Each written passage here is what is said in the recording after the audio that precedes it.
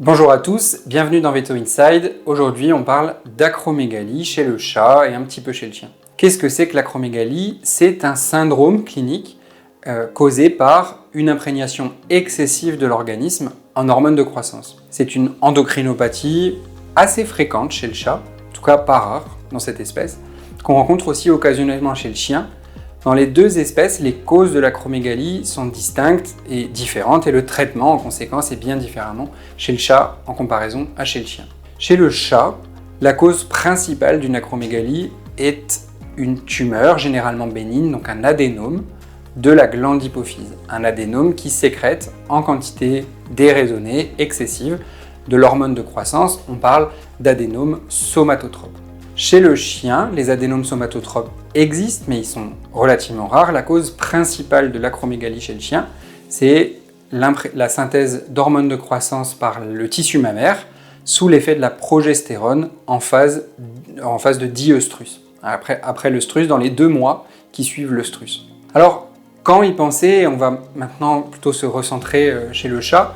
Quand y penser, chez le chat, la présentation clinique la plus évocatrice d'une acromégalie, c'est celle d'un diabète sucré, parfois difficile à réguler, en tout cas d'un diabète sucré chez un chat âgé de sexe mâle préférentiellement.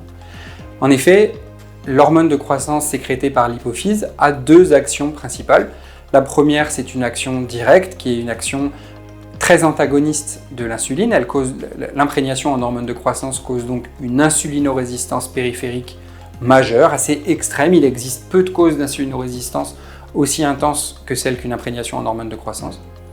Et le deuxième effet de cette hormone de croissance en excès, c'est de provoquer par le foie la synthèse d'une autre hormone qui s'appelle l'IGF-1. Et cette hormone IGF-1 a principalement des effets anaboliques, donc des effets de croissance des tissus squelettiques, des tissus musculaires. Ce sont donc des individus qui vont typiquement prendre du poids en raison de l'augmentation de la masse graisseuse et de la masse maigre, présenter des anomalies qui sont des anomalies phénotypiques qui sont assez caractéristiques, une stature volumineuse, des gros os, des membres de grande taille, un faciès assez large, occasionnellement une augmentation de la taille de la langue ou des structures molles en région du pharynx et des voies respiratoires hautes. Donc, ce sont des chats qui peuvent présenter un stertor ou un encombrement des hautes voies respiratoires. Une organomégalie interne est assez fréquente avec une augmentation de la taille du cœur, des myocardiopathies hypertrophiques, une hépato, réno, splénomégalie dans certains cas. Le cas le plus typique, évocateur d'une acromégalie, c'est celui d'un chat mâle, plutôt âgé, plus de 9 ans, plus de 8 ans, qui présente un diabète sucré nouvellement apparu et éventuellement difficile à réguler avec un traitement à base d'insuline par exemple. Donc certains de ces chats sont en effet, et c'est probablement la majorité, sont en effet difficiles à réguler. Ils ont besoin de doses importantes d'insuline pour réussir à antagoniser les effets de l'hormone de croissance et réussir à obtenir une glycémie dans l'intervalle cible thérapeutique. Parfois, les doses peuvent dépasser les 20, 30, 40 unités d'insuline chez certains chats.